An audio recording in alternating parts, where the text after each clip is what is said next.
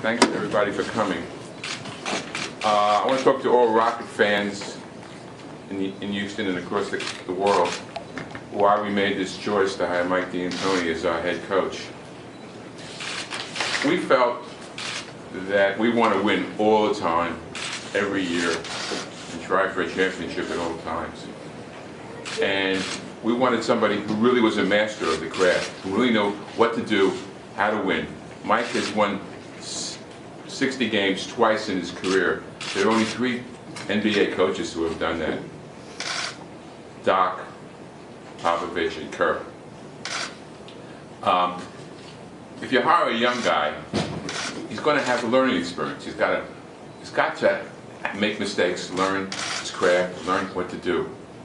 And we, with the Rockets, with James Harden, who's a great, great player, didn't want to go through that experience.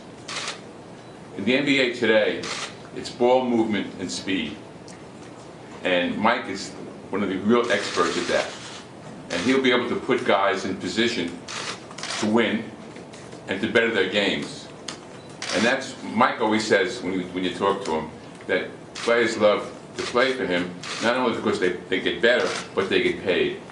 And he'll be a lucrative source for us for free agency.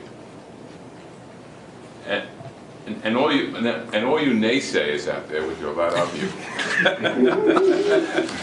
concerning defense, we interviewed Jeff Bzdelik for 3 hours in Cleveland, and I was never, and Daryl and I were never so impressed with his knowledge, his ability, how he interacts with players, his preciseness, his videos, all his information.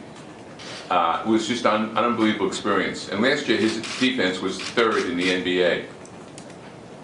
Daryl and I made this choice together. We think Mike is an exceptional coach. When he has decent players, he's a big winner.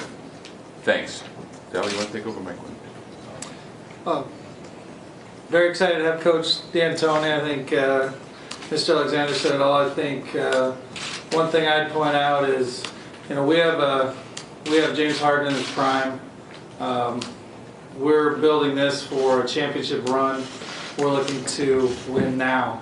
I think a lot of times when organizations make coaching changes, they tend to go out and try and hire everything they think the last guy wasn't. And we wanted to make a smooth transition. We have a roster that's set up to be better in transition than in the half court.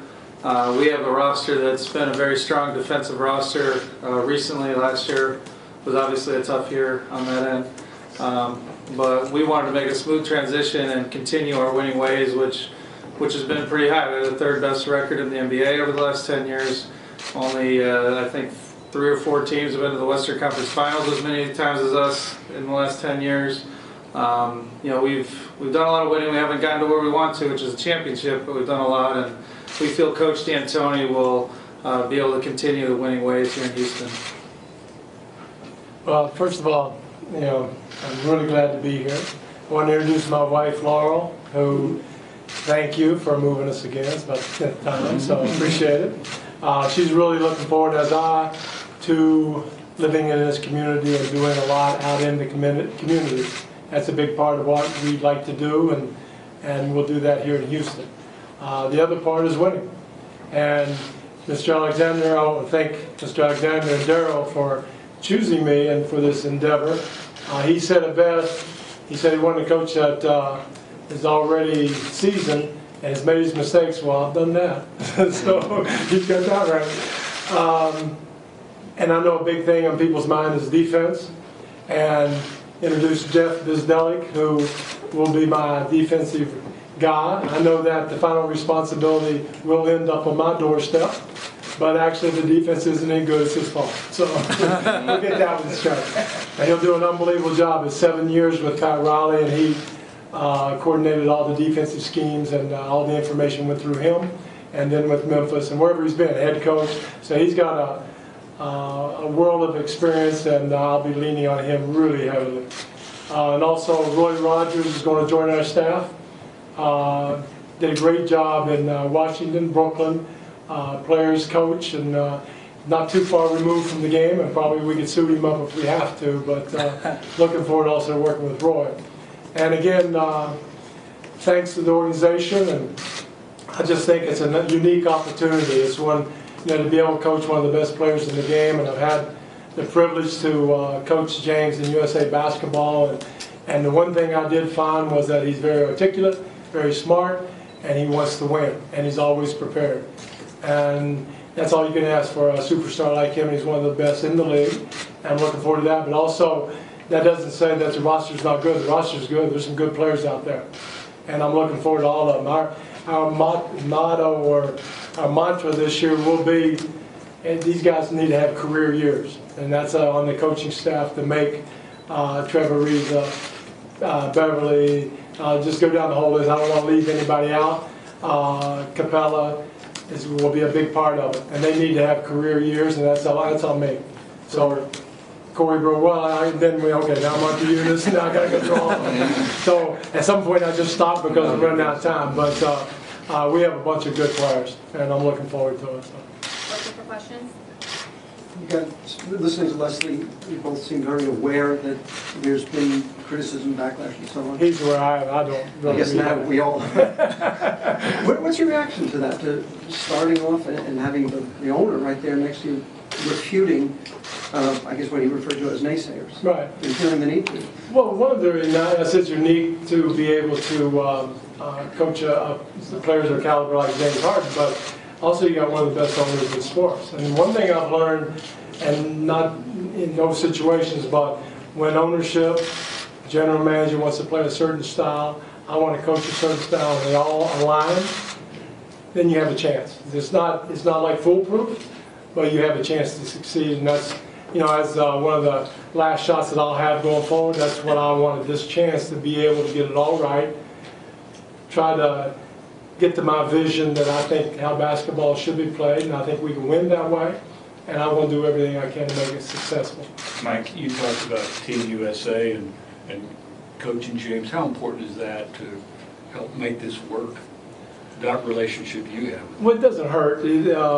What's important, how good he is. That's important. I can have a great relationship with a lot of people, and it's not going to work. So we'll be at a stage where we're going to try to figure it out together. And that's one thing I learned, that he wants to play this way. We can win this way. And we all know what we have to do. We all have to play better defense. We all have to share the ball. We have to do certain things. But you're starting with one of the best players in the league, and not many teams have that. And that's the only way you can compete. Did you think you would get another chance at this? You always hope. You never know. It's so many guys going down this year that coaches. So it does go around. But it's a tough job. It's a great job. I wouldn't trade it for the world. And again, all you hope is an opportunity that the ownership, the manager, the general manager group is all in line with how you want to play the game. And when it's that way, then you try to fill in the holes and just try to get everybody better. Mike, in Phoenix, obviously, it was 7 seconds or less, and you guys started all that. In LA and New York, you probably didn't maybe have the personnel, it didn't work out. Will it be 7 seconds or less here? Has that evolved since that time? How do you describe your offensive philosophy right now? Well, it's funny because the 7 second line, like many things, I didn't even know we had that mantra. I didn't know. I think an assistant coach told Jack, hey, 7 seconds or less. I don't know. We just try to go as fast as we can and get a great shot. And there is a rhythm to the game, and I believe in that. I do believe putting offensive guys out on the floor, because if you don't score in this league, you don't win. You got to play defense. Everybody knows defense is super important, but you have to score. And teams are going to that more, and a lot of teams are doing great. So hopefully I've evolved also and got better as a coach, and players have gotten better. More people are shooting 40% from threes than before. So the game keeps evolving for the best, and it's great. As you see now in the playoffs, it's fantastic. I can't wait to watch tomorrow night, for example. It's great basketball, and hopefully we'll be one of those teams. Coach, you had a lot of success with the Suns, but what type of things did you learn from your other stops? that I should have stayed with the Suns. I should have brought Steve Nash with me. That would help. You learn a lot of things. I do make light of it. I wouldn't trade New York for anything. I had a great time and great people up there. Los Angeles was great. So there's good stuff, there's bad stuff. I just felt the main thing is getting it all aligned, and that's from players to ownership. And if you can do that, then you have a chance. And I do think this is a great position to be in, to have that chance to be successful. And you don't have to change people's minds. You don't have to make people believe. In Phoenix, when we started, I kind of got lucky because we wanted to play this way. And I'm telling you, every day the players, myself, are battling people saying you cannot win. You'll kill the players. It's not good. It's not good for basketball. You're making a joke of it. And that's every day. And that's on national TV. That's on local TV. And after a while, the players, I'll tune it out, but the players have to put up with it every day. And I got lucky in the sense of we started out 31-4.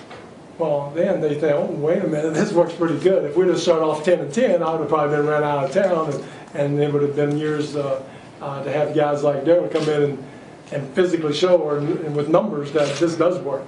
And so this is, again, you learn as you go on, you make mistakes, you try to get better, and hopefully I'm a better coach than I was in Phoenix. Coach, you talked a little bit about. I'm sorry.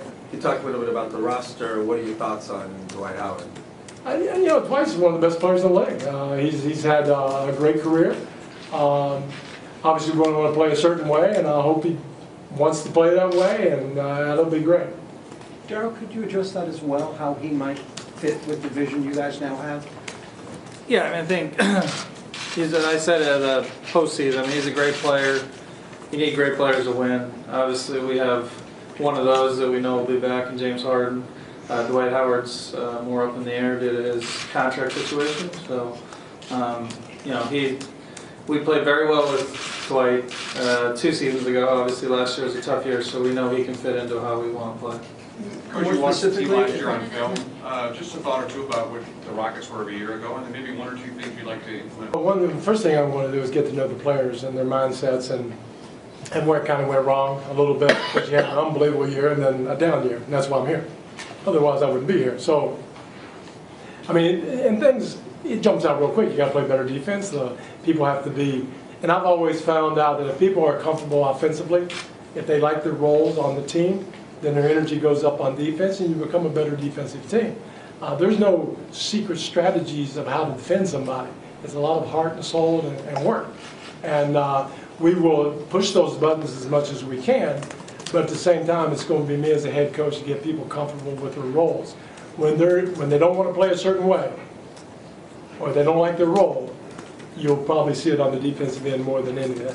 And that's where I think maybe it went wrong last year. I don't want to, Darryl can answer it better than me, but that's in the past, and we're turning a new page over, and I think people understand more or less how we're going to play. There'll be some wrinkles offensively and some stuff I think we can do with the roster, and I think we can surprise some people. Any discussions with any players yet? Yeah, I've talked to almost all of them. Everybody in the country I've talked to, and I will continue to do that. I'll go see them as soon as I can, and just explain my vision and what's expected, and one of the biggest things that we're going to address, and I think we can, is the chemistry. You can have good thoughts here, good thoughts there, but it's all got to come together, and those are things that we need to make sure is right, and everybody's happy with where we're going. Because once you get a group buying in on everything, then the sky's the limit. And Golden State becomes Golden State because they bonded. Before 3 years ago, Curry was still playing, and Klay Thompson, they're thinking about trading for somebody else. It's like, but now they came together, and they're probably one of the best teams ever walked on the NBA court, that's for sure. When you were considering this job, what about it made it most attractive to you? Well, Houston's a great place to live, no doubt, except a little humid today, but no doubt about that. And like I said, the most attractive thing is you have a star player with good players around him, with ownership and GM committed to a style of play you want to play. Great facilities. There's really no negatives, none. And it's a no-brainer. Mike, Let's- the last two stops you've been at, you had a similar setup. You've had Melo in New York, you had Kobe in LA, now Harden here in Houston. Why would this be different? We got an hour. It's well, every situation is unique, and I don't want to go and litigate the past and what happened and where it went. It's not important. It's important that I learn from it and try to be a better coach. And I've had dealings with all three at USA Basketball before I got there, and really, just real quick, the thing is, we were in New York. Melo came in the middle of the year, and we lost half the team, and they wanted to win a championship with only half the team, and Melo couldn't do it all, so kind of went a little wobbly there, but wouldn't trade those experiences for anything, and like I said, the biggest thing is I think the roster and James Harden line up what I want to do, how I want to play. Is Harden really maybe what makes the possibility for it to be different, where he is in his career, the type of player he is? Oh, there's no doubt about it. He's good. I mean, he's 26, 27 years old, and again, our mantra is going to be have a career year. If he has a career year, he might do things that only one or two other players ever done, and that's where our focus is going to be. And like I said, it's going to be up to me to put some thought into it, get some original stuff, and tinker with it a little bit and see what we can do. Mike, one of the issues for the team last year was the ball tended to stop a lot, and I mean Harden's putting up career numbers, but Stopped in a good place. yeah, exactly. Yeah, okay. But Harden's putting up career numbers, but maybe the offense didn't have the flow. Is that Right. one of the things that you've noticed about them, and you would like to tweak to which it worked in Phoenix, obviously, to get that ball movement and the flow Right. and the ball swinging? I think so, to a certain degree. You can't exaggerate one way or the other. And again, I think chemistry and putting people in positions and tweaking it here and there, you can make a difference. Now, that ball's going to stop in James' hands a lot. I mean, that's just, it should. We don't want to get away from that. But at the same time, we've got to feel, everybody else has to feel involved also, and that'll be up to me to get that done. How do you see Beverly in your offense right now? I love him. I think he's good. He's improving his shot to 40% from threes this year. He's tough-nosed, hard defender, and he goes a long way. And I think James needs guys like that around him. And I see it. I don't know exactly his role but I know it'll be an important role, and I know he'll be good at it. Mike, when you hear Daryl say championship, we're here to win championships. I don't hear very good on this either. So you just blocked it out? Yeah, that's, I knew he said something, I didn't hear it. What do you think about that? Walking. Well, no, I didn't think about it. You know what? Yeah, I mean, everybody. We have 30 teams scheming how do you win a championship, and we want to do that. And we're lucky to have one of the best players in the league. So we should think that way, and we should always think that way, no matter who you got on the team. That's our. Does that define if we didn't win it this year? Are we awful? No. But that's what we're going to strive to do, and everything's going to be from Daryl's side, the owner's side, my side, is get us to that point where get lucky and get a championship. That'd be great. Listen, I don't recall a time since like early 2000s you felt the need to maybe answer people who could be considered critics, as you did today. Why today did you feel that was necessary, and what have you been hearing that? Well, I felt the media nationally gave us a real bad rap, and I think locally too something. And this team has the third best record in the last 10 years. You guys acted like we won 10 games last year. We're in the playoffs, and when I watched you in a long time, and we've always tried to do everything right here to win. And I also I'm really upset about the rap that James got. And I mean, every time we interviewed a coach, the first thing they talked about was how great a player James was, and the media was putting him down all the time, which I thought was definitely wrong. Les, what was some of the qualities that you really liked about Mike D'Antoni? Well, I've been following I own the team for 23, 24 years now, so I followed the sport that long, and I've always wanted to run. Mike has a funny story where he was in New York. Tell him what happened. That was it. That was the story. We were playing, I think it was the second year. First year, maybe in the first year, and Houston comes in. I don't remember the particulars, but we won, and we were going like this, and we beat them. And Mr. Alexander was in the hallway, and I was on my way out, and I'm with the PR guy, I think. Somebody was with me, And as we passed, because that was Mr. Alexander, he owns the Rockets, and he was, I heard him over say to somebody, how come we can't play that way? You know, so that's my first. I always wanted to play this way. So. A movement, you know, if you look at the teams that are in, the 3 top teams in the West, they all play that way. And if you don't play that way, you're not going to win. Any other questions? Just for Mr. Alexander, you're saying top 3 teams play this way, we need to play this way. I've always often thought that for the last 20 years, so it's not now. But Sure. I'm just not saying that. Sure. The idea perhaps from your fans or elsewhere that you're trying to outdo the Warriors at what the Warriors do. Well, I don't think I'm not trying to outdo the Warriors. I'm trying to play the best way you can to win.